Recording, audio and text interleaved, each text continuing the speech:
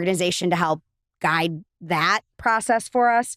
And then like their quality team is the like best in the country, right? Like they really were only like value add for us. For me, this is like a weird question. Yeah. If I sold a company tomorrow for $200 million, say I sold the Skinny Confidential. Yeah. There would be a little bit of almost a depression. And let me tell you why. Yeah. It's almost like a wedding where you get married and you have like the best quote unquote day of your life.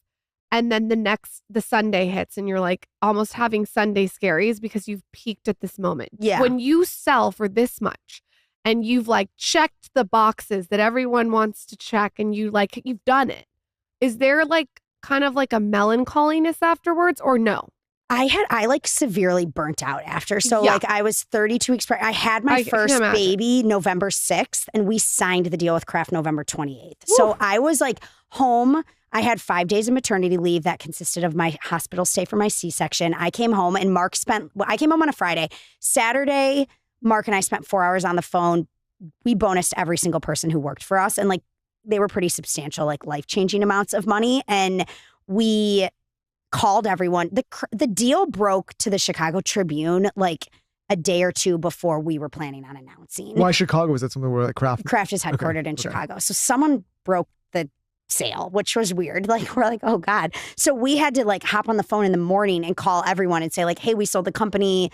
We have a retention plan in place for you. And we have a really big check for you that will be transferred as like a bonus. Thank you for everything you did to get us here. And, we sit on. So it was like a sob fest. Like Mark and I were like calling everyone. We had like, people was like life-changing amount of money for people, right? Like people were like, oh my God, I just like paid off my college loans. I had like no idea you guys were going to sell the company. Like it was Mark and I, Mark would definitely tell you like it was besides the day we were making mayonnaise, like probably more than that, like our favorite day of running. I felt like Oprah. So when you wake up on the, like whenever you go back postpartum and it's a Monday and you've done the thing. I was just so burnt out because I never took maternity leave. I remember that spring, like people calling me and I remember like people calling me for work to ask like real questions. And I was like, why are they calling me? Like, I can't do this anymore. I like really burnt out. But then we started working on new innovation and I got like invigorated again.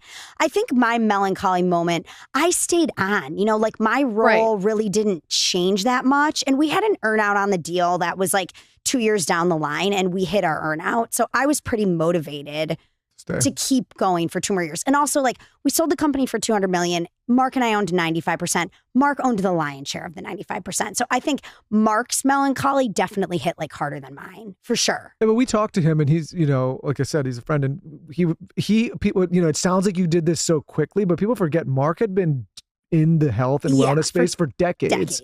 And so I think what felt fast for maybe a lot of people with that particularly, for him, it probably felt like such a long run. Yeah. Mark definitely had the melancholy though. If he told you he didn't, he's full of shit. Because I remember Mark's because it's almost like you go to the moon. Well, you know what is really hard for me right now, to be honest? So like I hired all my friends. So the girl that moved to South America with me was our first hire, Anna. She's our VP of marketing still today. The woman who hired me at Kavita, Amanda, she's our EVP of growth. She still works for Primal Kitchen today. My friend Kelly, who I played soccer with in high school, she runs West Coast sales for us. My best friend Natalia manages the Target account. Rick, my mentor, who I consulted with in between, he came on and was our COO. So I have recently like transitioned out of my day-to-day role there. And I'm like, during the day, I feel like I'm like a needy person these days. I'm like calling people and I'm like, oh my God, like I don't have anybody to talk to during the day right now. My whole social life is there. About is that people don't realize that when they think like, oh, you've made it, you've done the thing, you made the money. And it's like you hear organization to help guide that process for us. And then like their quality team is the like best in the country, right? Like they really were only like value add for us. For me, this is like a weird question. Yeah. If I sold a company tomorrow for $200 million, say I sold the Skinny Confidential. Yeah. There would be a little bit of almost a depression. And let me tell you why. Yeah. It's almost like a wedding where you get married and you have like the best quote unquote day of your life.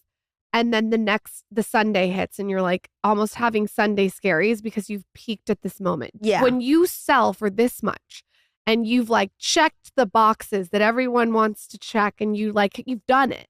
Is there like kind of like a melancholiness afterwards or no?